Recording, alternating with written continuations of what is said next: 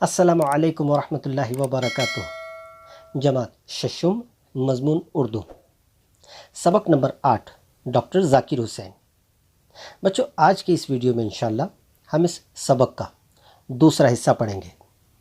اس کے پہلے والے حصے میں ہم نے ڈاکٹر ذاکر حسین کے بارے میں تھوڑی سی معلومات حاصل کی ہے۔ اب ہم آگے دیکھتے ہیں کہ اس سبق میں ان کے متعلق اور کیا کہا گیا ہے۔ ذاکر صاحب کی صحت ایک زمانے سے خراب تھی۔ علی گڑھ میں کاموں کا بوجھ بڑھا تو ان کی صحت تیزی سے گرنے لگی۔ صحت تیزی سے گرنا یعنی صحت تیزی سے خراب ہونا۔ آخر 1952 میں انہوں نے استعفیٰ دے دیا، یعنی اپنے کام سے ریزائن دے دیا اور اپنے گھر جامعہ نگر دہلی چلے آئے۔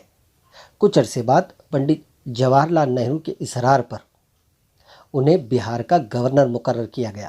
اصرار پر یعنی ان کے بار بار کہنے پر۔ اس ذمہ داری کو بھی ذاکر صاحب نے بڑی خوبی سے نبھایا۔ 1962 میں انہیں نائب صدر جمہوریہ بنا دیا گیا۔ نائب صدر جمہوریہ یعنی جس طرح سے کسی اسکول کے اندر ایک پرنسپل ہوتا ہے اور اس کے بعد والی جو پوسٹ ہوتی ہے جسے ہم وائس پرنسپل کہتے ہیں، ٹھیک اسی طرح سے ملک کا صدر ہوتا ہے اور ان کے بعد والی جو پوسٹ ہوتی ہے انہیں نائب صدر کہتے ہیں۔ اپنی خدمات کی وجہ سے وہ اتنے ہر دل عزیز ہوئے کہ ملک کے سب سے بڑے عہدے صدر جمہوریہ کے لیے ان کا نام پیش کیا گیا۔ ہر دل عزیز یعنی ہر کسی کا پیارا۔ اور 12 مئی 1967 کو وہ اس عہدے پر فائز ہوئے۔ فائز ہونا یعنی منتخب ہونا، نامینیٹ ہونا، چننا۔ اصل بات یہ ہے کہ جو شخص خلوص، محبت، لگن اور دیانتداری کے ساتھ عوام کی خدمت کرتا ہے اسے زندگی میں ضرور کامیابی حاصل ہوتی ہے۔ دیکھیے بچوں، یہاں پر کچھ ایسی کوالٹیز آئی ہے، کچھ ایسی چیزیں یہاں پر ذکر کی گئی ہے جو اگر کسی انسان کے اندر ہو تو اللہ تعالیٰ اس کو زندگی کے ہر مقام پر کامیابی عطا کرتے ہیں، جس میں سب سے پہلی چیز ہے خلوص۔ خلوص کہتے ہیں کسی کام کو سچے دل سے کرنا۔ اس کے بعد محبت، اس کے بعد لگن۔ لگن یعنی کسی کام کو بس ایک لگن کے ساتھ اور یکسوئی کے ساتھ کرنا۔ اور دیانتداری۔ دیانتداری کہتے ہیں کسی کام کو امانت داری کے ساتھ کرنا، یعنی ایمانداری کے ساتھ کرنا۔ اگر یہ کوالٹیز کسی شخص کے اندر ہو تو اللہ تعالیٰ اسے ضرور کامیابی دیتے ہیں۔ مصروفیات کی وجہ سے ذاکر صاحب اپنے گھر کی طرف کم ہی توجہ دے پاتے تھے۔ مصروفیات یعنی وہ اپنے کام میں اتنے زیادہ بزی ہو چکے تھے کہ اپنے گھر پر بہت کم توجہ دے پاتے تھے، مگر ان کے گھر کی ہر چیز سے ان کا اعلیٰ ذوق جھلکتا تھا۔ اعلیٰ ذوق یعنی ان کی اونچی پسند، ہر چیز میں اونچی پسند رکھنا۔ ذاکر صاحب کو باغبانی کا بڑا شوق تھا۔ باغبانی یعنی پیڑ پودے لگانا۔ انہوں نے مختلف قسم کے پیڑ پودے اپنے باغ میں لگائے تھے۔ خاص طور پر طرح طرح کے گلابوں کی کیاریوں سے ان کا باغ سجا رہتا تھا۔ ان کا گھر دنیا بھر کی مشہور تصویروں سے بھی بھرا تھا اور ان تصویروں کی نقلیں بچوں اور دوستوں میں تقسیم کرتے تھے۔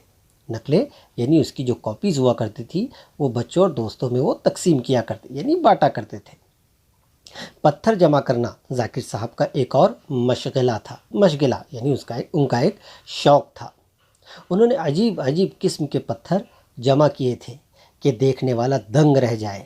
دنگ رہ جانا بچوں یہ ایک محاورہ ہے۔ دنگ رہ جانا یعنی حیران ہو جانا۔ انہیں طرح طرح کے چرند و پرند بھی پالنے کا شوق تھا۔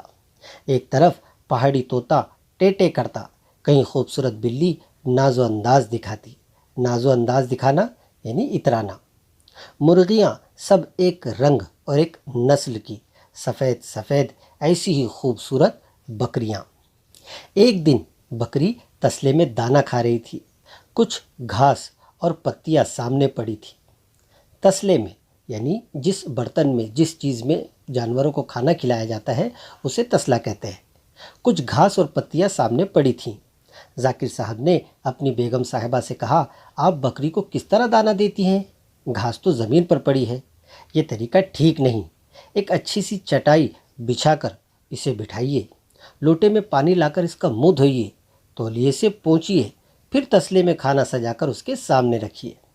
بیگم صاحبہ اور وہاں موجود دوسرے گھر والے ہنسنے لگے، مگر آپ اس بات پر غور کریں تو اس میں گہرائی ہے۔ اس سے معلوم ہوتا ہے کہ ہر کام چھوٹا ہو یا بڑا اچھی طرح اور سلیقے سے انجام دینا چاہیے۔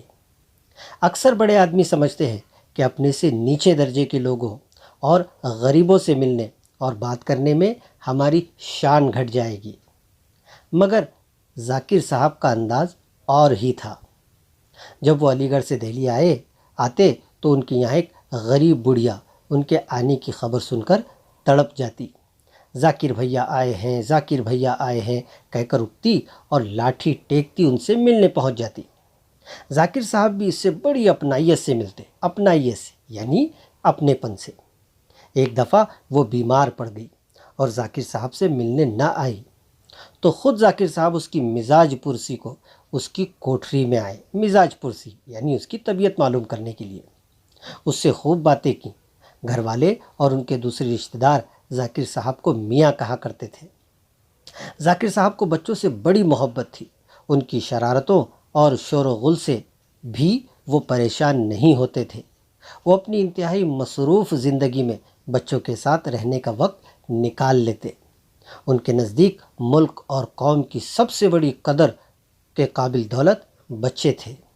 ان کا خیال تھا کہ بچوں کو اچھی تعلیم دی جائے اور مناسب طور پر ان کی پرورش کی جائے۔ بچے ہی وہ بنیاد ہے جس پر قومی تعلیم کی نئی عمارت کھڑی کی جا سکتی ہے۔ انہوں نے بچوں کی تعلیم اور ان کی ضرورتوں کو سمجھا اور ان کو پورا کرنے کی ہر ممکن کوشش کی۔ جب مکتبہ جامعہ قائم ہوا تو یہاں سب سے زیادہ بچوں کے لیے کتابیں تیار کرنے کا کام کیا گیا۔ ذاکر صاحب نے اپنی عمر کا بڑا حصہ بچوں کو پڑھانے میں گزار دیا۔ انہوں نے تدریس کے پیشے کو اس لیے چنا کہ انہیں اس کام کا شوق تھا۔ تدریس کا پیشہ یعنی پڑھانے کا پیشہ۔ ذاکر صاحب نے جامعہ کے ہر کام میں بچوں کو آگے رکھا اور ان سے بڑے بڑے کام کروائے۔ 1935 میں جب دہلی میں جامعہ نگر کی عمارتیں بننا شروع ہوئیں تو ان کا سنگ بنیاد رکھنے کے لیے اس بچے کو عزت دی جو عمر میں سب سے چھوٹا تھا۔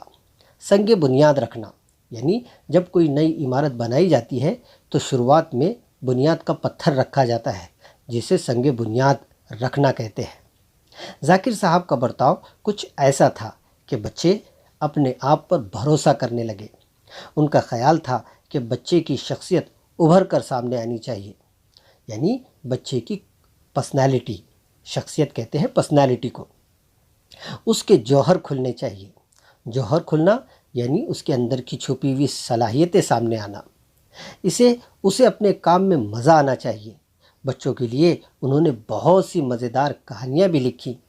بچوں سے پیار کرنے والے، بچوں کی تعلیم و تربیت کے لیے مسلسل کوشش کرنے والے اور ملک کے عوام کو تعلیم کی اہمیت سے آگاہ کرنے والے اس مخلص رہنما نے 3 مئی 1969 میں وفات پائی، یعنی 3 مئی 1969 کو ان کا انتقال ہوا۔ جامعہ ملیہ کے احاطے میں ان کا مقبرہ موجود ہے، یعنی ان کی قبر موجود ہے۔